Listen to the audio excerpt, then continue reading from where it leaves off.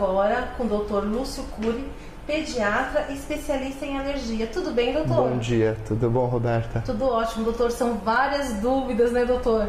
Eu achei bem legal a pauta de vocês, que é um bate-papo para as mães e acho que vai ser bem esclarecedor. A gente vai tentar falar de uma maneira simples para esclarecer ao máximo as dúvidas. E muito obrigada por ter aceito o nosso convite, doutor. Com certeza, será sempre bem-vinda aqui. Vamos lá, doutor? Vamos. Doutor, como descobrir se uma criança tem alergia? O diagnóstico das alergias, ele é pura e simplesmente clínico. Tá? O mais importante são as informações que o médico tira na consulta da mãe, né? Ele precisa saber os sinais e os sintomas que aquela criança tem, desde quando que ela tem os sinais e sintomas, e ele associa essas informações com o que ele tira no exame clínico dele. E na cabeça dele ele consegue organizar essas informações e fazer as hipóteses diagnósticas. Tá? Numa primeira consulta, você já consegue saber se a criança tem alergia alimentar ou não. Tá? Numa primeira consulta, você já consegue determinar se aquele paciente é ou não asmático. O que vem na próxima etapa é a realização dos exames para determinar qual que é exatamente o alérgeno, né, que faz mal para aquela criança. Se for alimentar, se é leite, se é ovo, se é trigo, há um vasto número de alérgenos que podem causar os mesmos sintomas. Mas é muito importante determinar o que faz mal para aquela criança, para aquele paciente. Né? Se você tem asma, se o seu problema é com ácaro, se é com fungo, se é com epitélio de animais, isso é muito importante para determinar e tentar tirar esse agente causal do caminho do paciente. Bacana, doutor. Doutor, quais as alergias que atingem mais as crianças? De longe, as respiratórias e após vem as alergias alimentares. Entendi. É verdade que algumas alergias que surgem ainda em bebês podem desaparecer por volta dos 7 anos de idade? Então, na verdade não é por volta dos 7 anos, isso depende de cada criança. Isso é mais comum, a gente consegue geralmente reverter as alergias à proteína do leite de vaca e alergia ao ovo. As demais alergias alimentares geralmente são um pouco mais complicadas. E isso é muito importante, essa dessensibilização, que a gente chama assim, né? Que ela comece a ser feita o mais cedo possível. Na verdade, na alergia à proteína do leite de vaca, que é o mais comum, quanto antes a gente fizer diagnóstico, que muitas vezes é ainda com a criança no peito da mãe, né, ou logo que ela começa a comer, que ela começa a ter os sintomas, o médico fazendo o diagnóstico, o mais importante é ele excluir o leite da dieta da criança. Tá? E isso, quanto antes for feito, melhor vai ser a evolução dessa criança. E excluir não é tão simples como a gente vê por aí. Tá? A gente vê muitas vezes, olha, meu filho não toma leite, não come queijo, não come requeijão, não come polenguinho, não toma danoninho. A exclusão do leite é uma coisa bem mais complicada. Ela tem que ser feita de perto, junto com o alergista, junto com um nutricionista de preferência. E a mãe tem que estar muito ciente do contato. A criança não pode chegar nem perto do leite. Existem crianças que entram num ambiente onde você está manipulando algum alimento com leite, ela pode inalar uma partícula e ter uma reação grave. Então, Roberto, o mais importante é a exclusão da proteína do leite de vaca, por exemplo, neste caso, da dieta, ou a proteína do ovo, que seja. Essas são as que têm melhor prognóstico das alergias alimentares. Quanto antes a gente excluir, melhor vai ser. E o rótulo, é muito importante a mãe ter essa ciência. Hoje tem sites, tem blogs que orientam bastante isso, as mães estão se reunindo, tá? Pois o Brasil não tem uma padronização de rótulo como há em outros países. Você vai nos Estados Unidos, por exemplo, você vai comer um alimento que contenha leite e que não é claro que aquele alimento contém leite, por exemplo, um embutido pode ter leite, um salame pode ter leite. Porém, lá nos Estados Unidos, eles colocam bem claro no rótulo, este alimento contém proteína do leite. E aqui não é assim. E a mãe fica perdida. Se você não ensinar, ela não sabe. Ela está dando aquele alimento. De informação, né, doutor? Então, assim, termos como caseinato, alfa-lactoalbumina, caseína, whey protein, né, proteína do soro, isso às vezes vem no rótulo e não fica claro. Então, isso é a parte mais importante da exclusão, é ensinar a mãe a fazer isso corretamente. Tá? Porque a criança pode ter escapes, que a gente fala, ela pode ter contato com esses alimentos e não chegar a ter uma reação franca. Mas o sistema imune está sendo estimulado. E se você continuar estimulando isso, essa alergia pode sim ir para a vida toda. Então, crianças pequenas, quanto antes você excluir, o organismo, como ainda esse sistema imune é imaturo, ele chega a esquecer dessa alergia num certo ponto. Então você faz aquele diagnóstico no início, você acompanha essa criança e o ideal é que repita exames com uma certa frequência, a cada 6 meses. E se a mãe realmente faz tudo certinho, a gente vê a queda dos exames. Quando esses exames estão bem baixinhos, né, ou eles chegam até a zerar, aí a gente faz a última etapa, que é o teste de provocação oral, que geralmente isso é feito em âmbito hospitalar, porque é um risco, tá? E a mãe tem que ter ciência disso. Então, a primeira ingesta do leite, aquela criança que geralmente você excluiu com 6 meses, você vai começar a tentar fazer isso lá para 3,5, 4 anos de idade, né? Isso é feito a primeira vez junto com o alergista dentro do pronto-socorro. Porque qualquer reação que essa criança tenha, a gente está lá para reverter. Mas geralmente não dá reação porque a gente faz isso com muita segurança. Tá? Então essas alergias geralmente elas são revertidas sim às alimentares. Outras a gente vê que é um pouquinho mais difícil. Né? As alergias ao amendoim, ao trigo, ao camarão, né? Que são os frutos do mar, essas são um pouquinho mais complicadas. Geralmente o paciente leva isso para a vida toda, assim como as alergias respiratórias. E sempre seguir um tratamento, né, doutor? Sempre, né? O acompanhamento é o mais importante. A gente está falando de alergia à proteína do leite de vaca, mas um paciente, por exemplo, que é asmático, se ele estiver bem controlado, ele consegue ter uma vida normal, ele consegue jogar bola, participar de federações esportivas e ele tem uma vida normal, desde que em acompanhamento e controladinho. Bacana, doutor. Doutor, é verdade que os bebês que mamam no peito não têm alergia? Não é que não tem alergia, o peito é sim um fator protetor. Quanto antes você inicia a dieta complementar da criança, maior é a chance dela desenvolver alergia. Isso principalmente se há história familiar de qualquer outro tipo de alergia para essa criança. O sistema imune ainda é imaturo e o quanto antes você entra em contato com proteínas estranhas, maior a chance desse sistema imune começar a tentar se defender. Então o leite materno é um fator protetor importante. Se você começa a desmamar essa criança com 3, 4 meses, a chance da sensibilização é muito maior. Olha a importância, né, do leite materno. Leite materno, né, doutor? Doutor, alergia à proteína do leite de vaca e intolerância à lactose, eu gostaria que o senhor explicasse, porque são diferentes, né, doutor? Sim, isso é uma dúvida muito frequente, bem legal essa sua pergunta. De muitas mães, né, muito. Doutor? A gente recebe isso, o alergista recebe isso no consultório diariamente. E há muitas dúvidas e confusões. E geralmente esse tipo de diagnóstico, tanto um como o outro, é feito em casa, pela mãe, pela avó, pelo vizinho. Tá? E, inclusive eles chegam com um diagnóstico que não existe. A mãe chega contando pra gente que a criança tem alergia à lactose. E isso não existe. A intolerância à lactose, um nome mesmo diz. Você não tolera este componente, que na verdade é um açúcar tem dentro do leite. Como a fruta, por exemplo, tem a frutose. Esse açúcar do leite, ele é um açúcar que a gente chama de disacarídeo. Disacarídeo, por quê? Porque ele tem 2 moléculas, tá? 2 monossacarídeos que estão unidos. Então a lactose ela é formada por uma molécula de glicose e uma molécula de galactose. Isto, na sua forma íntegra, ninguém consegue quebrar isto. Então a gente tem que produzir lá no nosso intestino uma enzima que chama lactase. A lactase quebra esta molécula e você absorve esse açúcar.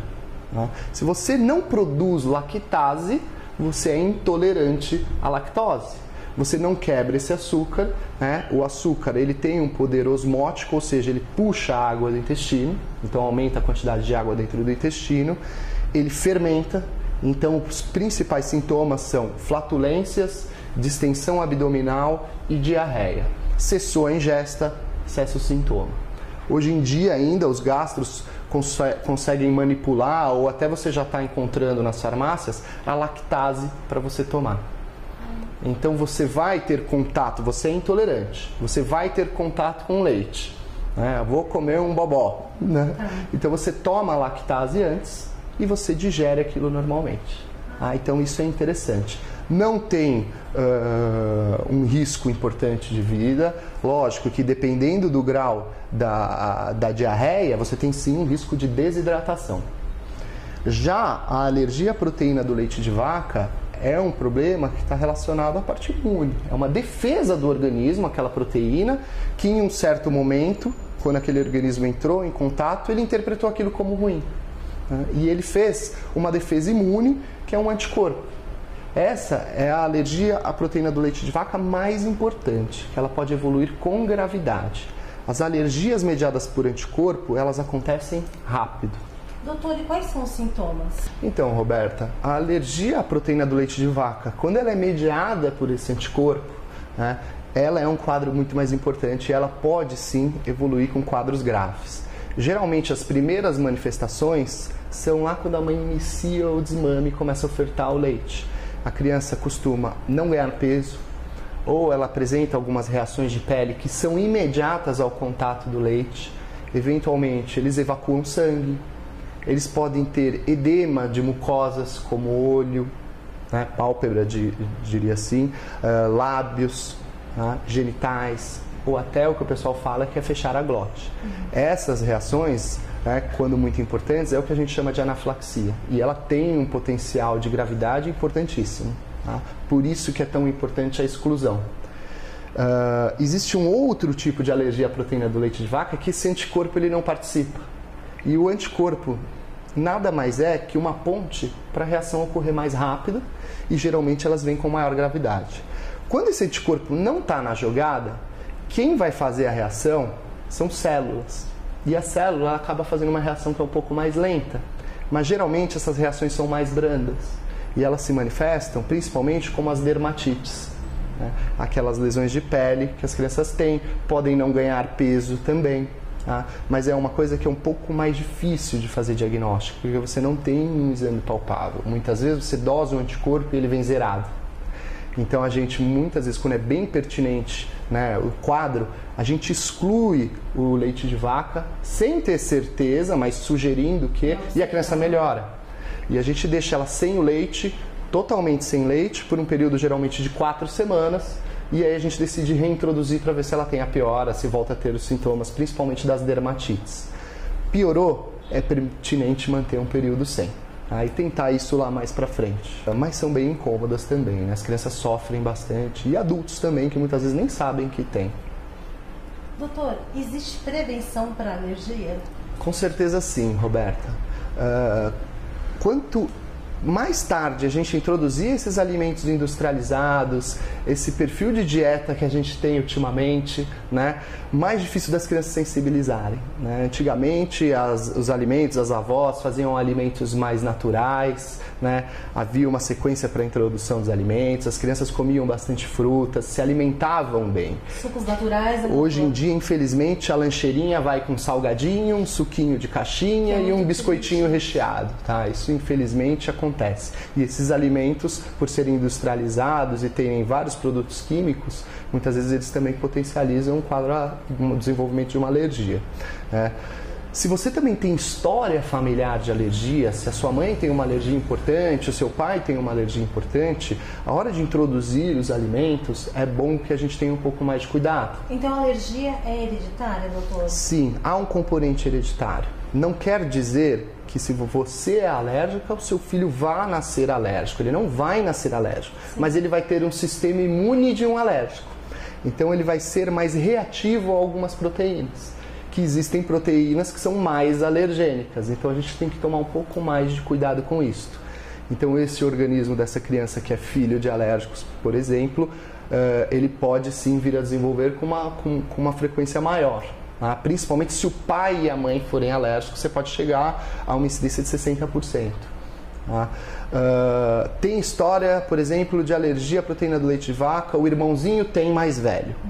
Então, quando a gente tiver que desmamar a criança, a gente vai tomar um pouco mais de cuidado. Observar, né, doutor? Então, existem inclusive leites para prevenção. Não são exatamente os leites indicados para quem realmente tem a alergia à proteína, mas são leites parcialmente fragmentados que eles têm um potencial alergênico menor, apesar de serem leite de vaca também.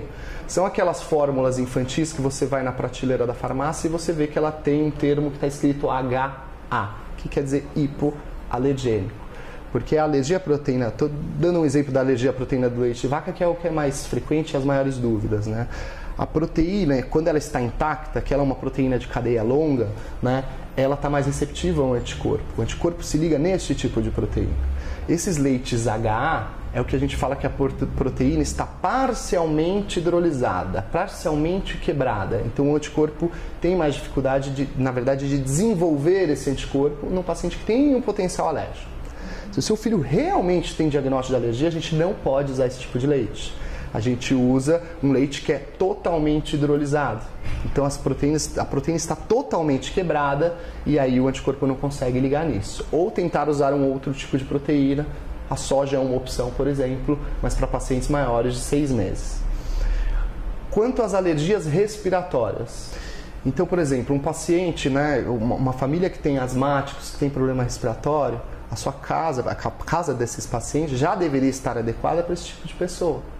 A maioria dessas alergias respiratórias, elas são desencadeadas por ácaro, que é um bichinho que a gente não vê, mas está na casa de todo mundo. Então, se a mãe fizer um controle, diminuir a população de ácaro nessa casa, que é aquela coisa que todo mundo já conhece, tira a cortina, tira tapete, coloca uma capa no colchão, tira bichinho de pelúcia, você diminui a população de ácaro. Isso é bom para os familiares que já têm o problema e você evita o contato nesse bebê, evitando que ele comece a sensibilizar-se. Então, se tiver um ambiente adequado, a chance de sensibilização dessa criança é menor. Doutor, eu gostaria que o senhor comentasse sobre as vacinas. As vacinas de alergia, você quer dizer, né, Exatamente. Roberta? Isso é uma coisa interessante. O paciente muitas vezes chega no consultório da gente e antes de falar bom dia, a primeira coisa que ele fala, doutor, vim buscar vacina porque o fulano de tal fase, ele está muito bem. Essas vacinas, elas têm indicação, geralmente são para crianças maiores, geralmente a gente costuma entrar para maiores de 3 anos. Na verdade, isto não é uma vacina, é um trabalho que a gente faz, uma medicação que chama-se imunoterapia. E isso é manipulado de preferência pelo alergista. Você, por exemplo, tem alergia a um ácaro X.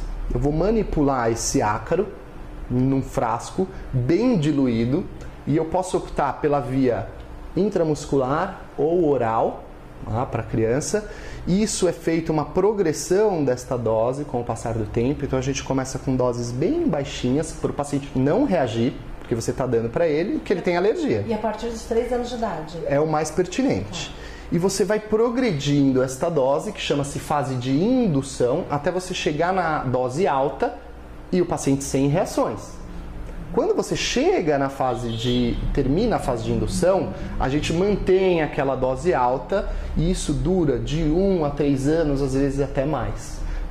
Então você, na verdade, acaba mudando a maneira de resposta, você induz uma tolerância no paciente, você muda o tipo do anticorpo. Só que isso demora, isso não exclui o uso das medicações. Então o paciente tem asma, você entrar só com a imunoterapia, ele não vai parar de chiar. E isso a gente vê muito na prática clínica. Então, assim, mantém-se o tratamento do paciente e tenta-se fazer essa dessensibilização. Com o passar do tempo, os níveis de anticorpos eles vão caindo e o paciente vai ficando mais tolerante. Infelizmente, não são todos os pacientes que respondem a essas imunoterapias e, infelizmente, não existe imunoterapia para tudo.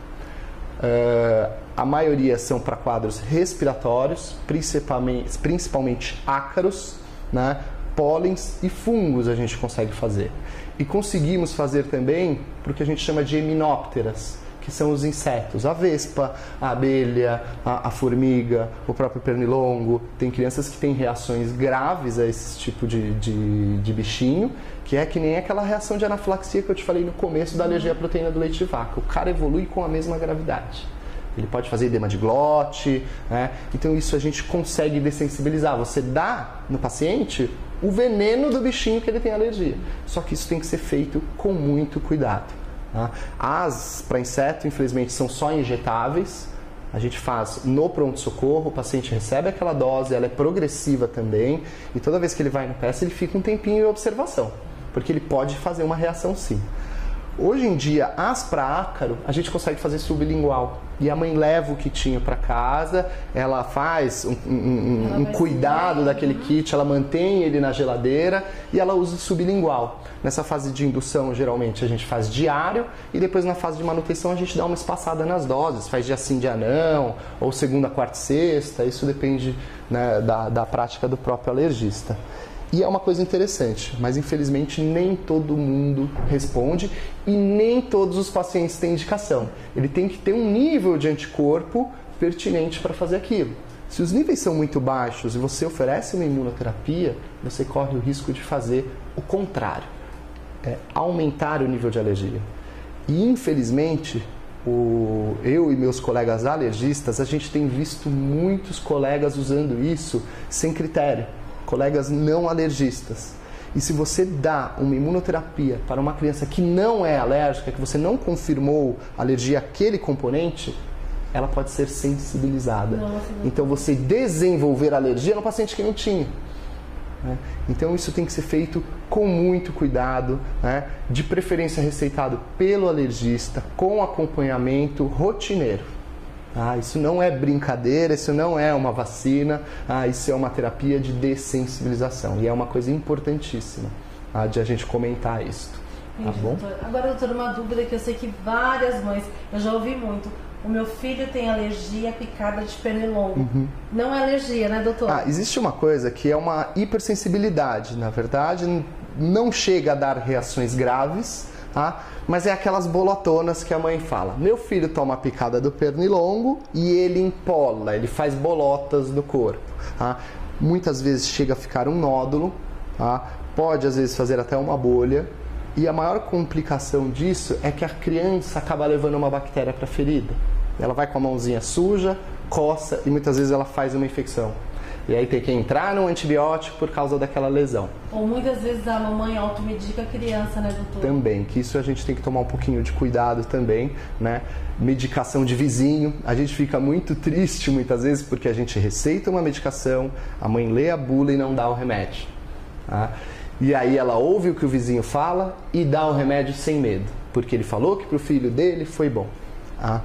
Voltando nas picadinhas que você estava falando, isso geralmente a gente usa antialérgico, uma pomada tópica de um anti-inflamatório do tipo dos corticoides, que já é suficiente para controlar. Quando a coisa é muito importante, ou às vezes até faz reações mais importantes no organismo, reações mais graves, a gente pode lançar mão da imunoterapia, que é o que a gente falou no tópico anterior, que você consegue diminuir o grau dessas reações. Mas sempre procurando a ajuda de um especialista. De preferência. Doutor. Doutor, muito obrigada. Legal, foi muito legal esse bate-papo, acho que é bem esclarecedor para as mães e eu estou aqui à disposição para tirar a dúvida de vocês. Obrigada, doutor. Tá bom? Até o nosso próximo encontro. Obrigado, se Deus quiser. Bom, mães, eu queria deixar um recado para vocês.